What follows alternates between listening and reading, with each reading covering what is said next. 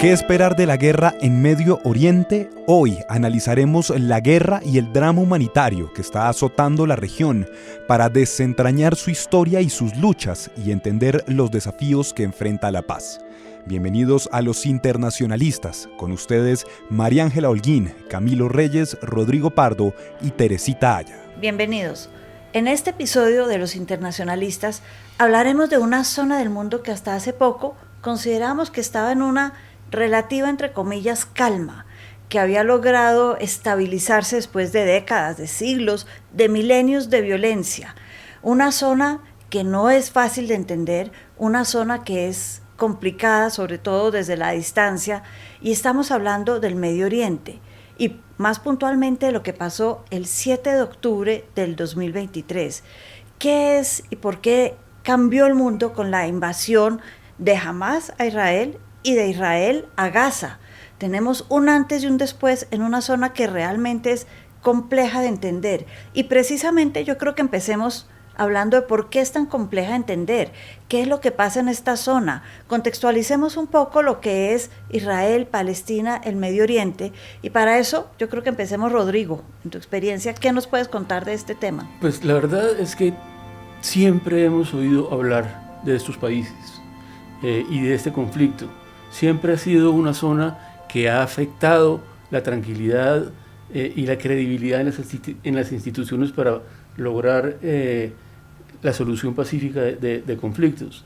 Sin embargo, lo que ha ocurrido en esta oportunidad me parece que es un poco peor, me parece que es un poco más grave, me parece que es un poco más preocupante, y entonces por esa razón yo siento que hoy el mundo está más preocupado que en el pasado cuando hubo conflictos.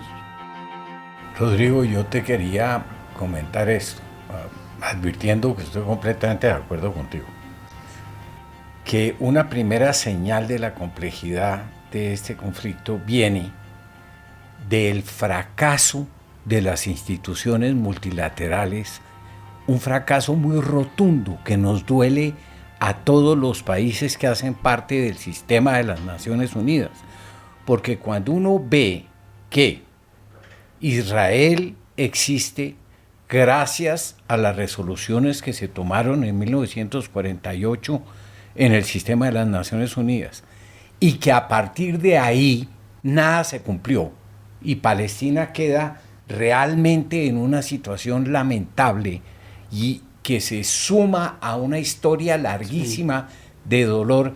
Es una tragedia para la humanidad, y es el fracaso del sistema multilateral en relación con ese aspecto. Yo ahí aprovecho y hago una pregunta, María Ángela. Usted estuvo en el Consejo de Seguridad, le tocó vivir de cerca resoluciones frente a este tema. ¿Tiene alguna anécdota? ¿Cómo se vive eso dentro del Consejo de Seguridad? Pero yo creo que aquí, antes de seguir, tenemos que ser un poquito más rotundos de lo que pasó ese 7 de octubre. El ataque de Hamás a Israel fue tal vez comparable con el 11 de septiembre. O sea, entraron, mataron de la manera más cruel, más dantesca. Las imágenes son el horror. Secuestraron casi 200 personas. O sea, no fue porque no es una zona que haya estado tranquila, ni siquiera en una calma chicha, diríamos acá, porque cuando uno mira la cantidad de ataques que han habido y digamos de Hamás a Israel, esas personas que son suicidas y que ponen la bomba en el bus en Jerusalén, o sea, hemos oído de muchos. Y así también pues la respuesta de Israel contra los terroristas de Hamás. Pero no podemos no dejar de nombrar por su nombre, porque yo creo que aquí la historia, cuando miremos esto, nos vamos a dar cuenta que yo creo que hay dos errores. Uno, en no haber dicho por su nombre el terrorismo de Hamás. Sin duda. Por parte de varios países, y eso hay que decirlo. Que hubiera habido una sanción evidente e inmediata. Sí. Y lo segundo, de que a ciertos países y a ciertos miembros de sociedades les parezca que lo que está pasando en Gaza es simplemente la respuesta de un ataque. Las dos cosas son horribles. O sea, lo que está pasando en Gaza, la manera como Israel está reaccionando de esa manera vengativa contra todo el pueblo palestino, porque se le ha olvidado separar, y eso no se nos puede olvidar. entre Hamás es un grupo terrorista, y otra cosa distinta es el pueblo palestino y los palestinos. Entonces, antes de seguir, yo sí quiero que tuviéramos como muy claro eso, porque creo que en la descripción de cómo está la situación hoy en la región, sin duda alguna, claro que cambió el mundo, así como el 11 de septiembre cambió el mundo, es comparable. En cuanto al Consejo de Seguridad, pues siempre han habido las resoluciones en contra de Israel, pidiéndole que se retire de los territorios ocupados, y pues desafortunadamente ese doble estándar que también hay a veces en las resoluciones de Naciones Unidas, en donde para unos países sí funciona, pero para otros no. En este caso, Estados Unidos nunca ha dejado que las resoluciones pasen en el Consejo de Seguridad, y en la Asamblea General, pues la votación siempre es casi todos los países unidos por ese tema, y los aliados de Israel que no. Pero en eso Naciones Unidas, pues de verdad ha fracasado en resolver conflictos, porque los conflictos siguen latentes. Pues es tal vez el más grave de todos, pero hay otros, lo de Nagorno-Karabaj, que pasó hace un tiempo, pues es terrible, y eso tampoco lo pudo resolver entre Armenia y Azerbaiyán. Y sin duda es el que ha debido ser el de 2 estados, que fue la resolución del 48, y que nunca logró que se llevara a cabo, no el tema de Israel, el tema de Palestina, del reconocimiento como Estado. Palestino. Por reconocer a Estados Unidos a Israel Y el día antes. Y después una historia de frustraciones y de traumas, porque son 3 guerras muy duras, la del 48, empezando por la guerra de independencia de Israel, después la del 67, después la del 73, pero además de eso, 2 procesos de paz que generaron una esperanza enorme, y ambos fracasaron. Sí. Entonces es una tragedia anunciada, pero hoy día con una dimensión realmente para la civilización inadmisible. Yo realmente creo que a partir del ataque de Hamás a Israel y de la victimización de esa cantidad de civiles y la reacción de Israel, la historia del mundo cambió. Y cambió la historia del de Occidente especialmente, porque yo creo, después de ver esas manifestaciones que hemos visto en las principales capitales del mundo, pero hay que ver las que se han hecho en Europa, pues va a cambiar la historia de Occidente a partir de esta tragedia.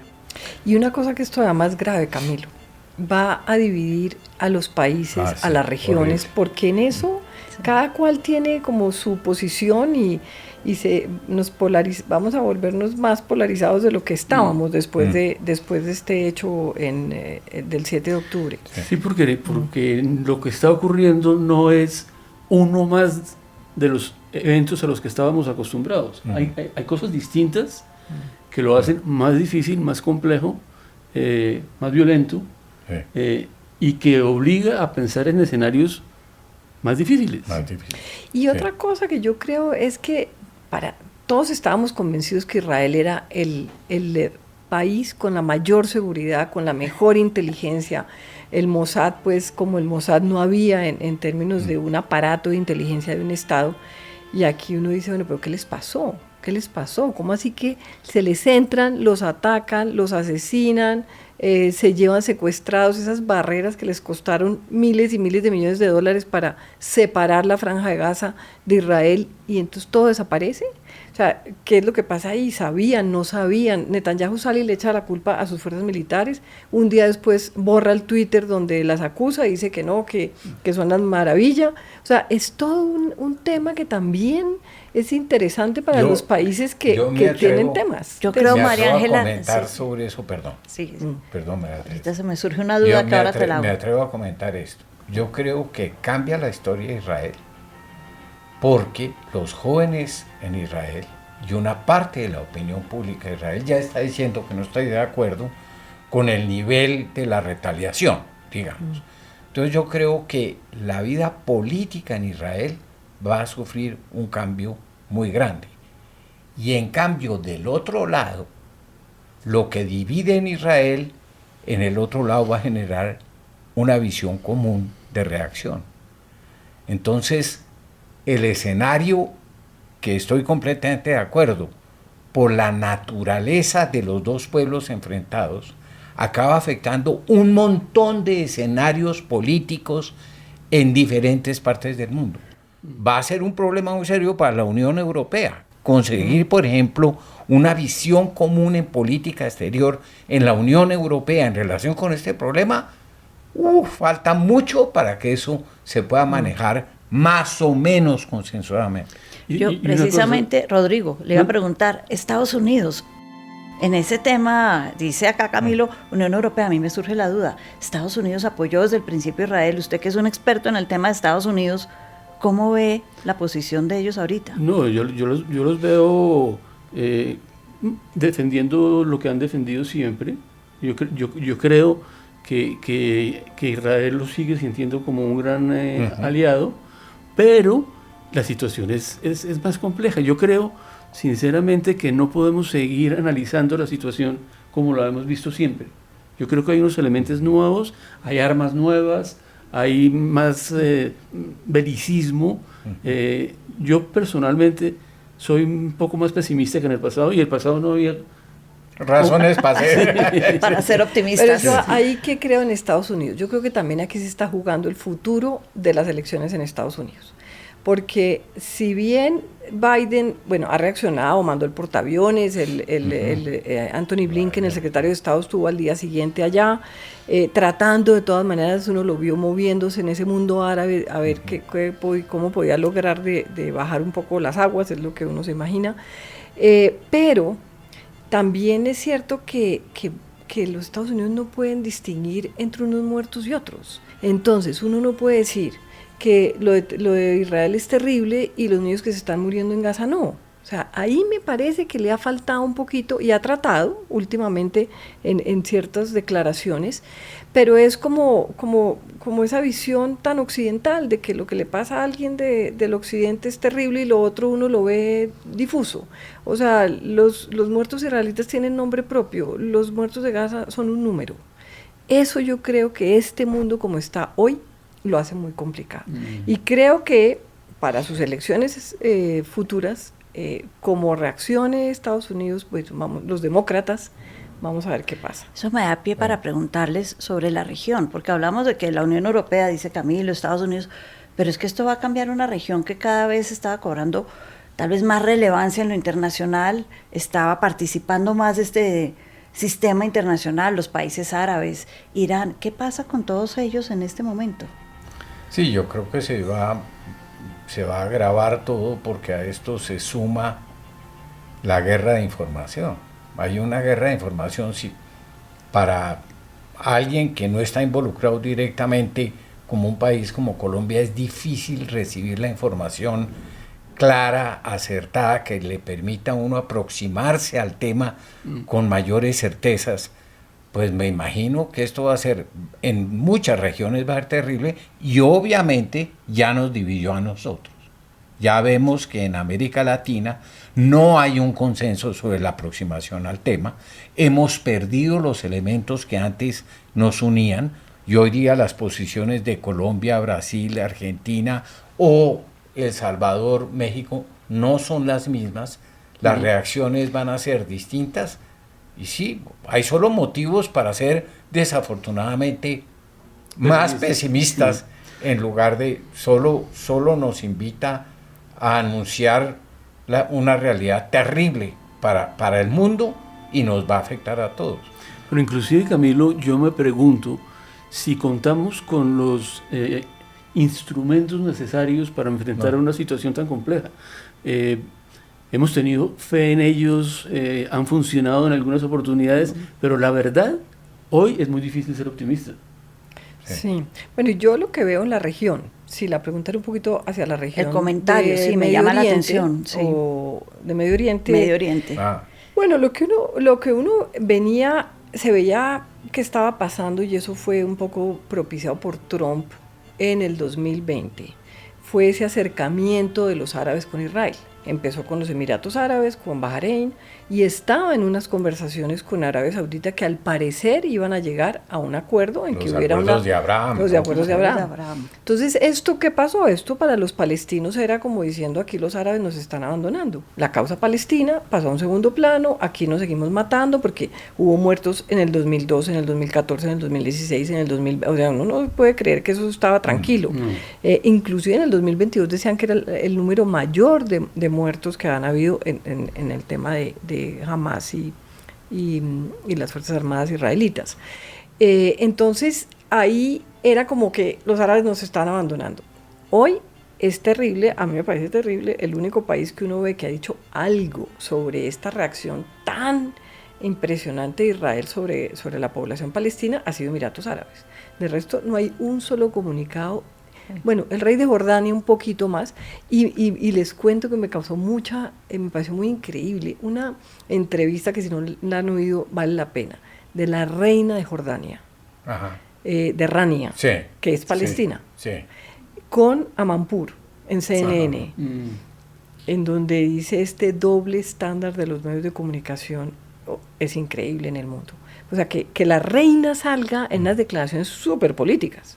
O sea, no puede uno decir que piensa distinto al marido, no creo que eso debe ser la posición de Jordania, con un marido mucho más, llamémoslo, diplomático, sí, menos para poder, sí, que debe estar moviéndose, porque fue uno de los grandes protagonistas de la reunión de Egipto hace unas semanas. Pero eso es lo que yo siento que digo, que es lo que pasa, el mundo árabe está todavía muy callado, y cuando empiece a reaccionar, ¿qué va a pasar?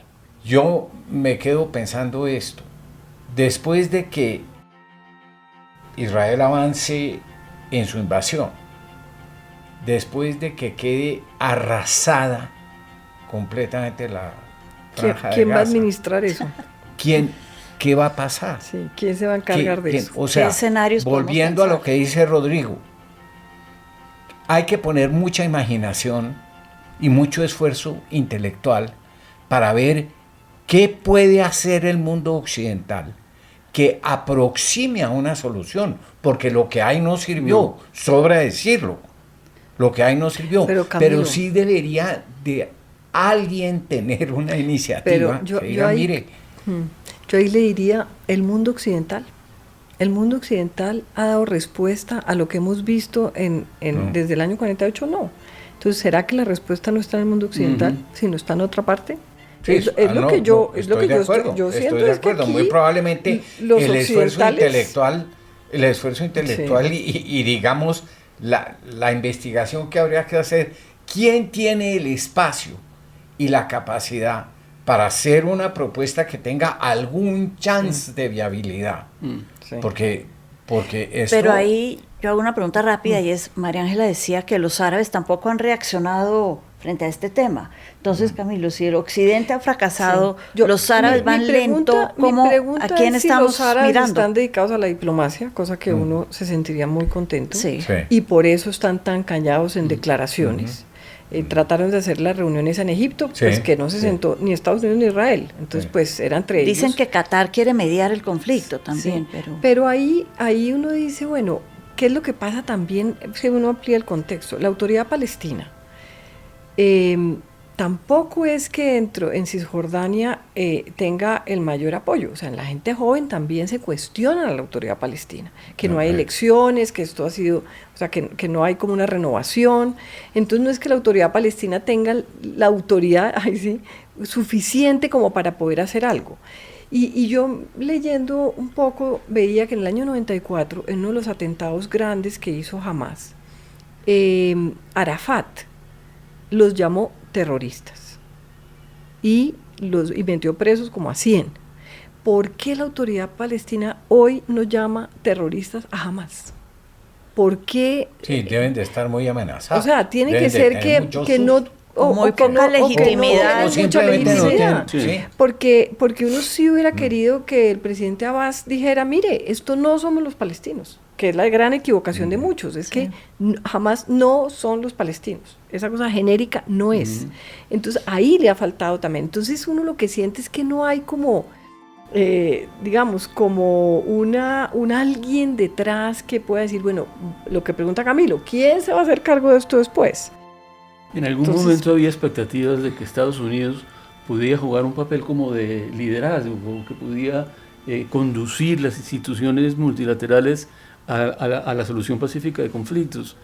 Pero, lamentablemente, yo tengo la impresión de que Estados Unidos en política exterior se mueve más por el juego interno, de la política interna. Sin duda. Y entonces no hay una visión clara, ni hay una utilización de los instrumentos con que se cuenta para hacer frente a estas situaciones. Hay que reconocer que parte de la tragedia está en que la primera potencia mundial y el primer aliado de Israel está en una profunda crisis interna.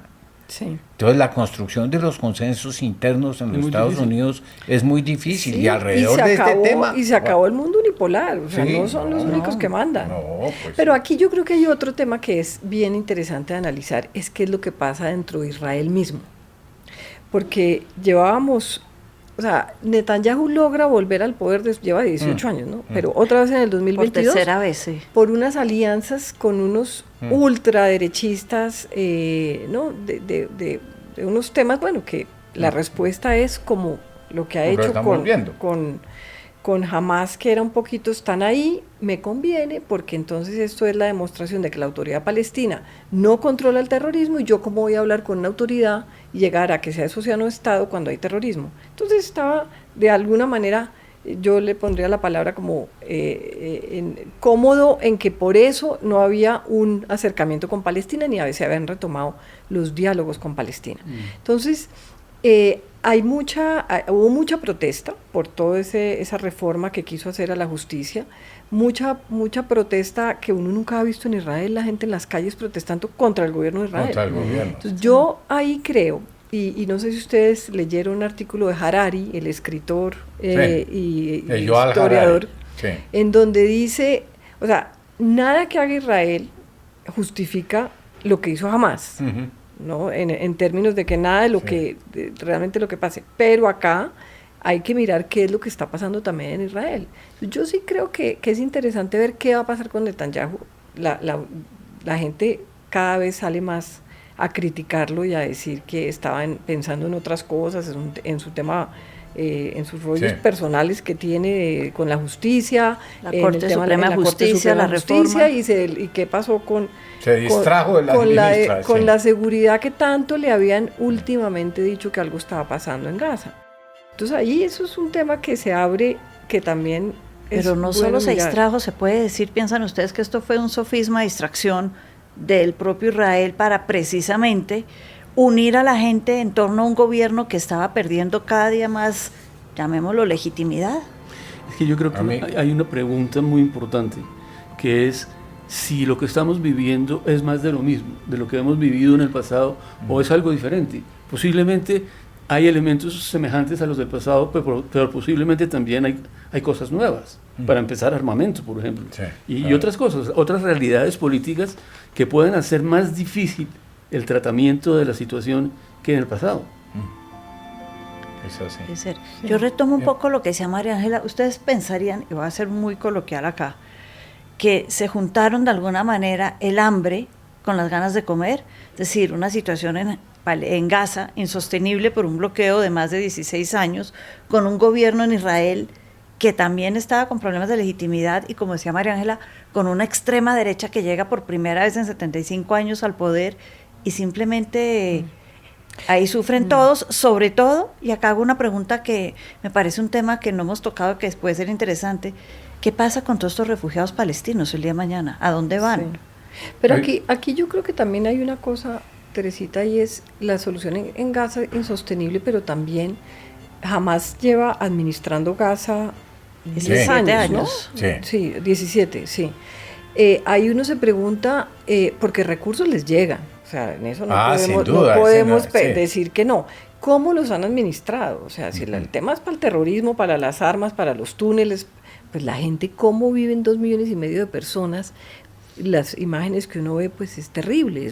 Creo que me temo que es un poco demasiado, hablando de la pregunta o del comentario de Teresa, que es un poco demasiado pensar que de alguna manera Israel sospechaba de la posibilidad de un ataque y se quedó callado. Se quedó callado y que ese ataque fuera a ser con esa cantidad de muertos en Israel y de niños y de ancianos y lo que hizo Hamás tan infame en un día cualquiera, dedicarse a matar civiles.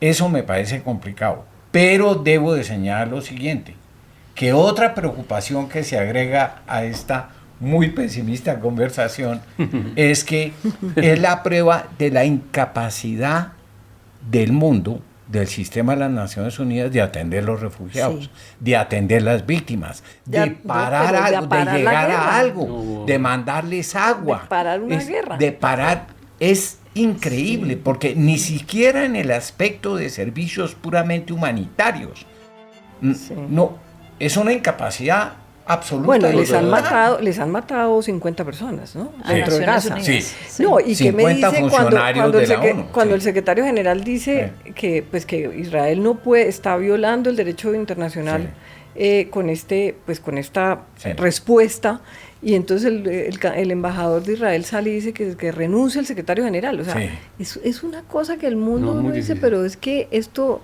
¿en qué estamos? Pero me tan difícil. atrevo a entonces yo a hacerle esta pregunta.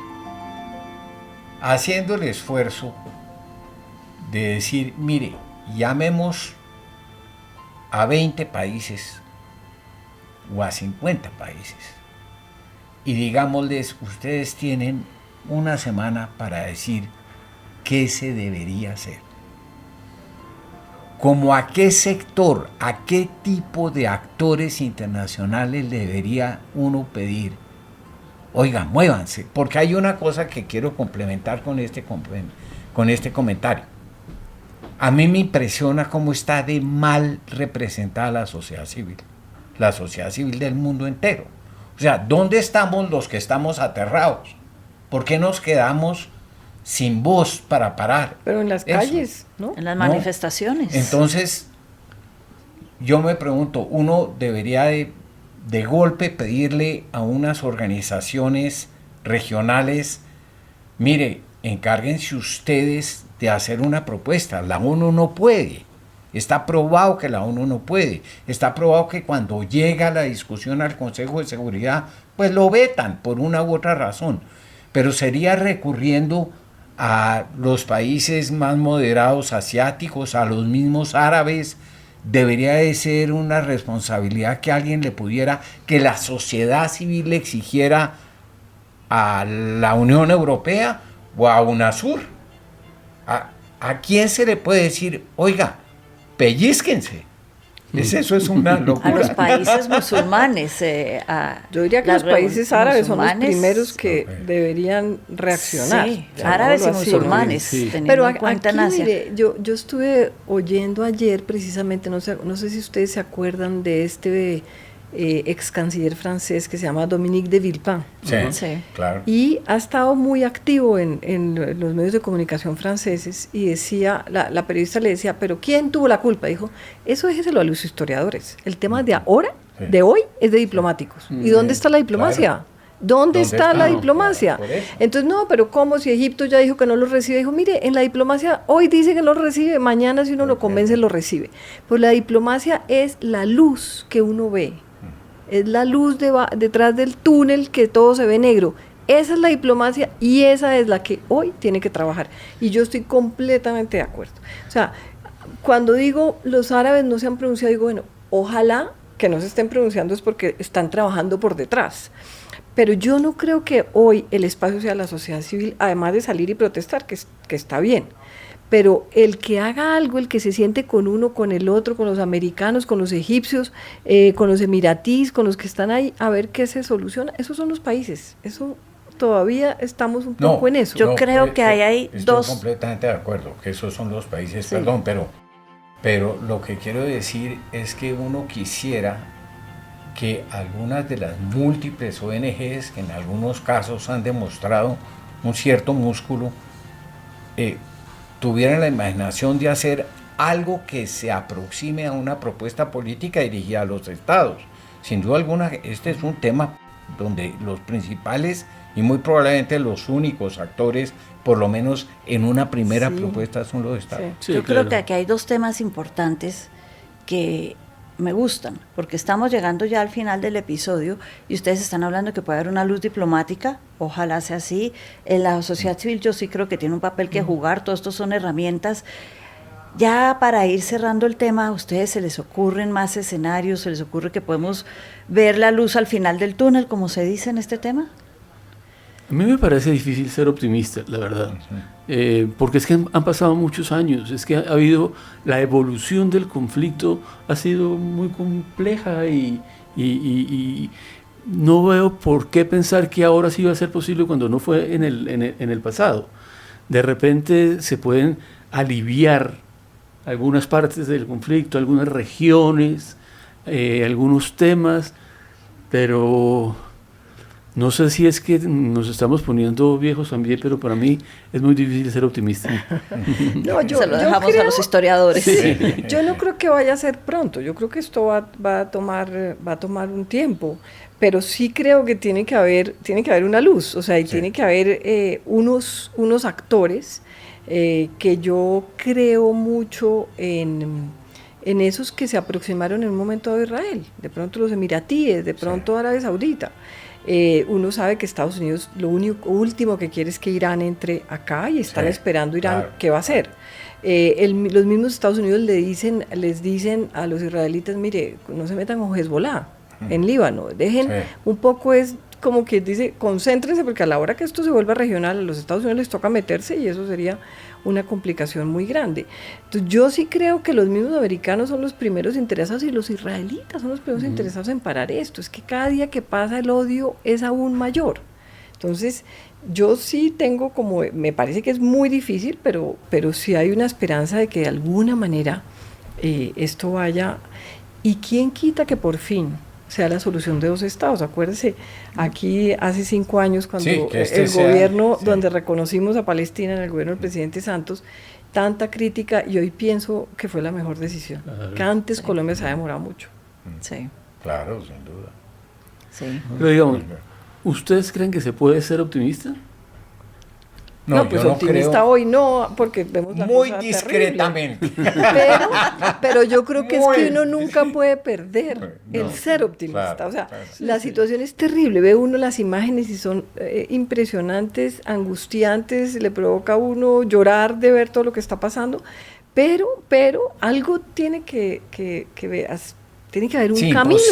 Imposible que no seamos capaces de hacer algo. O sea, A yo mí estaba pensando que, por ejemplo, o sea, yo nací en un hogar católico. Entonces yo digo, yo entiendo la contradicción absoluta, implícita de lo que voy a decir, pero yo pienso, ¿dónde están los líderes religiosos? Esta también es una guerra de religiones. Entonces, uno pensaría, hombre, los líderes religiosos ante esa carnicería que estamos viendo, no habrán unos que, por ejemplo, alcen la voz y le digan a los países y a los líderes políticos, oiga, pare, movámonos en tal sentido. Solo para decirle a Rodrigo, muy discretamente, pero me parece que hay que conservar la imaginación. Bueno, si no, entonces invitemos a Lionel Messi. Sí, ahí alguien que hable. Ahí Villepin decía una cosa también en esa entrevista, que el francés, que me parecía, pues era duro, pero dijo, lo que es terrible es que no aprendamos de la historia, porque si podemos comparar lo que pasó el 7 de octubre en esa matanza a los israelitas, es con el 11 de septiembre en Estados Unidos. Y la respuesta no puede ser la misma, porque fue el gran fracaso, la respuesta violenta de salir contra los talibanes, y los talibanes siguen ahí. Y después de que transformó el mapa de Medio Oriente, salió a cambiar absolutamente todo lo que pasaba en todos los países árabes. Mataron el gentío, y no pasó. Eso no se pueden equivocar, decía de Villepin. No podemos, que la historia nos enseñe. Esto no, la respuesta no puede ser más venganza y más violencia. Más que dejarle el tema a los historiadores, que es importante, yo creo que la respuesta, Rodrigo, para cerrar el tema, es el optimismo es bastante, digamos, bajo lo que se puede tener, pero me quedo con dos palabras que han usado: imaginación. Hay que ser creativos. Yo creo que ahí podemos encontrar algo interesante. Y lo segundo, si interpreto bien lo que nos decía María Ángela, la esperanza es lo último que se pierde. Sí, o sea, es que no se de puede alguna perder. que no se puede perder. Es que llevan 8.000 muertos, pero Sí, pueden no. ser 200.000 dentro de Sí. 3 días. Eso es Sí. lo que hay que tratar de rescatar Sí. para que no pase. Sin duda. Terminamos así este episodio con poco optimismo, pero con Sí. temas que son para todo el mundo y que nos competen en todo el mundo, no solamente en la región América Latina o en la región del Medio Oriente. Muchas gracias. Boombox.